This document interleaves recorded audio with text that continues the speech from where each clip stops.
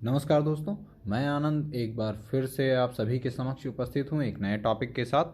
तो मेरा आज का टॉपिक है कंपोनेंट्स ऑफ एग्रो फॉरेस्ट्री, यानी एग्रो फॉरेस्ट्री के क्या मेन कंपोनेंट हैं। ठीक है, तो चलिए हम जानते हैं। वैसे एग्रो फॉरेस्ट्री के कंपोनेंट जो हैं वो इंट्रोडक्शन टू फॉरेस्ट्री के अंतर्गत अगर सिलेबस की बात करें तो यह कुछ इस तरह से है। Agro forestry system prevalent in Indian aspect, ऐसे कुछ करके है इसका सिलेबस। तो चलिए हम शुरू करते हैं। कंपोनेंट ऑफ एग्रो फॉरेस्ट्री अगर हम बात करें तो इसमें बेसिकली 4 कंपोनेंट हम डिस्कस करते हैं।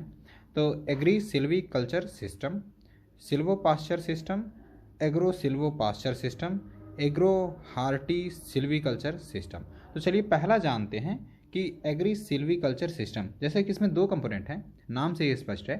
पहला तो एग्रीकल्चरल क्रॉप होगा क्योंकि एग्रीकल्चर एग्री लिखा हुआ है। फिर उसके बाद silviculture system, it means forest crop होगी। लेकिन इसमें एग्री सिल्वीकल्चर लिखा है, ना कि सिल्वो एग्रीकल्चर लिखा है।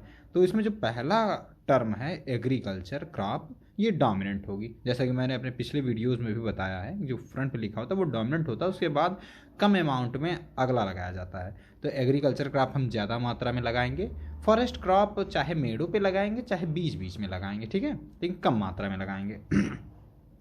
तो एग्री सिल्वीकल्चर सिस्टम का बेस्ट इलस्ट्रेशन है तुंग्या सिस्टम, यानी खेती की तुंग्या पद्धति। तो बता दें कि यह सिस्टम अंग्रेजों के समय में तकरीबन 1890 के दशक में डीट्रिच ब्रैंडिस नामक एक अंग्रेज ने इसका उद्भावन किया था। खासतौर पे बर्मा में यह शुरू किया गया था। वहाँ के किसानों को ज़मीन 1 या 2 वर्ष के लिए दे दिया जाता था ताकि वे उनके मेड़ों पर खेती मतलब मेड़ों पर ट्री कंपोनेंट लगाएं। इससे मतलब जन समुदाय को क्या फ़ायदा होता था कि भाई उन्हें एक्स्ट्रा खेत मिल जाते थे, अपने जो खेत थे उससे एक्स्ट्रा खेत मिल जाता था खेती करने के लिए। और इससे अंग्रेज़ों को क्या फ़ायदा हुआ, जब वो शुरू में आए थे तो वे वहाँ दलदली भूमि पाए, तो वहाँ पे पेड़ लगाए तो लगे नहीं, या फिर स्टेबल नहीं हुए, या फिर किन्हीं कारणवश वो नष्ट हो गए। हालांकि उन्होंने यूकेलिप्टस वगैरह लगाया था जो कि पानी ज़्यादा कंज्यूम करते हैं। खैर वो पेड़ लगे नहीं या फिर उनकी देखभाल नहीं हो पा रही थी प्रॉपर, तो ये कारण था। तो उन्होंने सोचा कि अगर हम वहाँ के लोकल फार्मर्स को हम खेत अलॉट कर दें और फिर उसके बाद में उसके किनारे किनारे कहें कि आप हमारे दिए हुए ट्री कंपोनेंट लगाइए। इससे क्या होने लगा कि उनके ट्री कंपोनेंट्स को फार्मर द्वारा फर्टिलाइज़र, अन्य सभी अभिक्रियाएं जो भी होती हैं उसमें इंटरकल्चरल प्रैक्टिसेस, वो सारी ध्यान से होने लगी। तो इससे उनको क्या मिला, टिम्बर मिलने लगा जो कि काफ़ी इम्पॉर्टेंट था।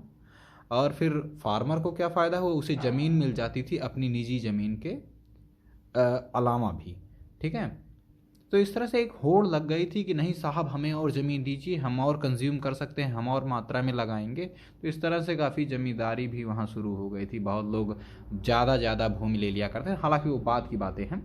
तो टुंग्या सिस्टम के प्रणेता डीट्रिच ब्रैंडिस थे 1890 के दशक में।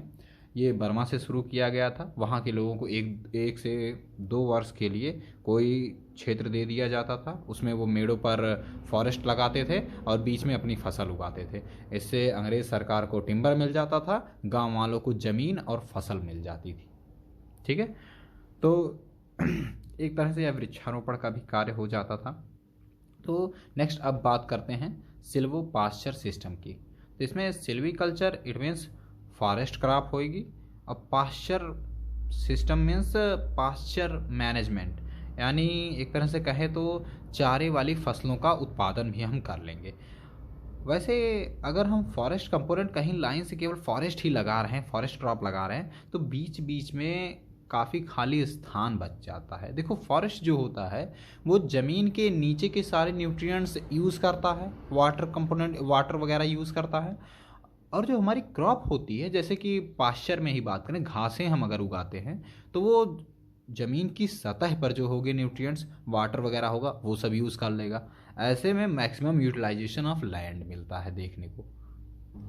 साथ ही में जो खाली ज़मीन थी उसका भी यूज हो जा रहा है, और पशुओं के लिए चारा मिल रहा है, सो अलग। तो सिल्वो पास्चर सिस्टम में मेजर डोमिनेंट फीचर प्ले करेगा कौन सा कंपोनेंट, ट्री पार्ट यानी ट्री क्रॉप्स, और फिर बीच बीच में हम चारा भी उगा लेंगे, चारा काट के पशुओं को खिला देंगे, फिर से आप सोइंग करिए। अच्छा, चारे की सोइंग के समय में वो जो क्या नाम है, सारी इंटर कल्चरल प्रैक्टिसेस हो जाती हैं, उसमें टिलेज वगैरह, फर्टिलाइजर एप्लीकेशन सब पेड़ को भी मिल जाता है और पास्चर यानी चारे को भी मिल जाता है। ठीक है, तो ऐसे में दोनों का फ़ायदा है। तो नेक्स्ट अपना थर्ड एग्रो फॉरेस्ट्री कंपोनेंट क्या है, एग्रो सिल्वो पास्चर सिस्टम। जैसा कि नाम से स्पष्ट है, इसमें 3 कंपोनेंट हैं। पहला एग्रीकल्चरल क्रॉप, दूसरा सिल्वीकल्चरल क्रॉप यानी एक तरह से कहें फॉरेस्ट क्रॉप, तीसरा पास्चर यानी हम चारे वाली फसलों का उत्पादन करेंगे। तो इसको कुछ इस तरह समझो, जब काफ़ी बड़ी लैंड है जिसमें हम कुछ ऐसे पेड़ लगाए हैं जो कि बहुत ज़्यादा स्पेसिंग के साथ लग रखे हैं। ठीक, तो ऐसे में हम चारे भी लाइन से अरेंज कर ले रहे हैं और उसी में हम एग्रीकल्चरल क्रॉप भी अपने कुछ अरेंज कर ले रहे हैं। ख़ास तौर पे अगर हम दूर दूर करके ट्री क्रॉप्स हमारी लगी हुई हैं तो उसमें शैडो का भी कोई ज़्यादा रोल नहीं रह जाता फिर। ठीक है, तो फिर ऐसे में एग्रीकल्चरल क्रॉप भी हम अपना सकते हैं और पास्चर चारा भी उगा सकते हैं। ठीक, नेक्स्ट अपना आता है और लास्ट है एग्रो हार्टिक सिल्वीकल्चर सिस्टम। इसमें भी नाम से ही स्पष्ट है, एग्रीकल्चरल क्रॉप होगी और हार्टिकल्चर मीन्स हार्टिकल्चरल पेड़ भी हम लगाए रहेंगे। ठीक है, चाहे वो हम फ्लावर की सोइंग कर दें, चाहे हम फ्रूट कंपोनेंट लगा दें, और फिर चाहे हम वेजिटेबल उगा लें उतनी ही दूर में। ठीक है, और चाहे हम फ्लावर का प्रोडक्शन कर लें। ठीक, और सिल्वी कल्चर के अंतर्गत आएगा यानी फॉरेस्ट तो हम लगा ही रहे हैं क्योंकि हम तो एग्रो फॉरेस्ट्री कर रहे हैं ना। तो एग्रो फॉरेस्ट्री के कंपोनेंट में सारे में एक कॉमन तुम देखोगे कि फॉरेस्ट लगा हुआ है। ठीक, तो इतना सारा कंपोनेंट ऑफ एग्रो फॉरेस्ट्री। तो पहला था एग्री सिल्वी कल्चर सिस्टम, दूसरा सिल्वो पास्चर सिस्टम यानी फॉरेस्ट क्रॉप और पास्चर यानी घास उगाना, फिर थर्ड था agro silvi pasture system, fourth था agro horti silvi culture system. एक तरह से अगर देखें तो ये एक इंटर क्रॉपिंग भी होती है। इंटर क्रॉपिंग मैंने बताया था, अलग अलग समय पे मैच्योर होने वाली क्रॉपों को क्रॉप्स को एक साथ उगाते हैं। जैसे कि हमारा ट्री कभी मैच्योर होगा और हार्टिकल्चरल ट्री है वो कभी मैच्योर हो रहा है, क्रॉप है कभी मैच्योर हो रहा है। ठीक है, तो फिलहाल कंपोनेंट्स ऑफ एग्रो फॉरेस्ट्री में इतना ही। धन्यवाद।